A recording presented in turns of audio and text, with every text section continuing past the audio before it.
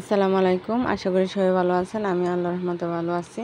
তো সকাল সকাল আমি হাঁড়ি পাতিল নিয়ে ধোয়ার জন্য গেলাম। এদিক দিয়ে আমার মেয়ে বসে পড়েছে। সেই নাকি ধুইব, সেই নাকি মাজবো, কিছুতেই উঠতেছে না। তার সাথে তারও মুড়ানা দিলাম যে তুমি মুরাদ বসো, আমি এখানে বসি। দেখেন সে চলে যাইতেছে রাগ করিয়া, চলে যাইতেছে আর বলতাছে আমি কিন্তু যাইমগা।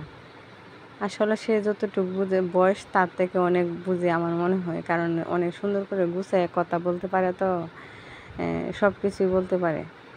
যাই হোক, সকাল সকাল কাজ কাম শেষ করে আমি রান্নার কাজে চলে যাব। তো আজকে ভাবতাছি মুড়িঘণ্ট রান্না করব। তো দেখেন, আমার পুরো ভিডিওটা ভালো লাগলে কমেন্ট করবেন, শেয়ার করবেন, সাবস্ক্রাইব করবেন। আপনাদের সাবস্ক্রাইব এবং শেয়ার করলে আমাদের মনটা ভালো লাগে। এত কষ্ট করে ভিডিও করার জন্য, ছোটো বাবু নিয়া টেলার্সের কাজ, সংসার, মানে এর মধ্যে ভিডিও করাটা অনেক কষ্ট হয়ে যায়।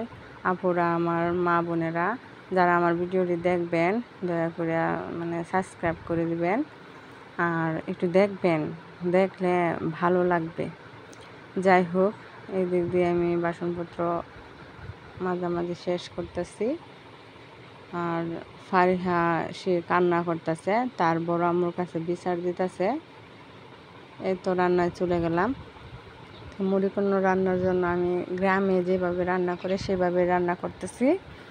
প্রথমে আমি পেঁয়াজ রসুন একটু বাজে, আদা রসুন, মুড়িঘণ্টের মধ্যে আদা একটু বেশি দিলে মুড়িঘণ্ট কিন্তু অনেক সেন্ট হয়, খেতে অনেক মজা লাগে।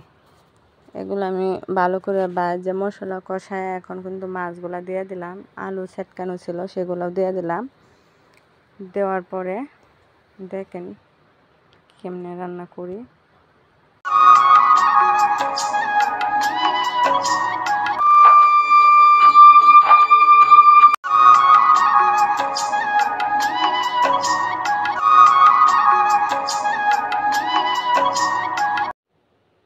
এই তো আমার মুড়িঘণ্ট শেষের প্রতি এখন একটু হালকা মৌ দিলাম, মৌটা কষে তারপরে মনে করেন শেষ।